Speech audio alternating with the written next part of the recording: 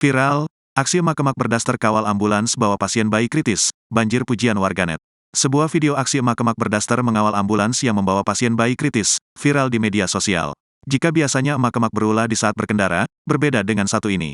Kali ini, aksi emak-emak berdaster ini justru menuai pujian karena dianggap heroik. Hal itu sebagaimana terlihat dalam video viral yang diunggah akun Instagram @dorobe.official, Sabtu, tanggal 13 Mei tahun 2023. Diketahui aksi emak-emak berdaster hitam itu terekam dashcam mobil ambulans. Dalam video yang beredar, memperlihatkan lalu lintas yang padat di bagian kiri jalan. Sementara mobil ambulans itu harus mengambil jalan kanan jalan karena darurat. Terlihat di depan mobil ambulans seorang emak-emak berdaster mengendarai motor hendak membantu mengawal. Terdengar sopir ambulans yang berbicara seolah mendukung emak-emak itu untuk mengawalnya. Namun, sang sopir menyayangkan emak-emak berdaster tersebut tak mengenakan helm.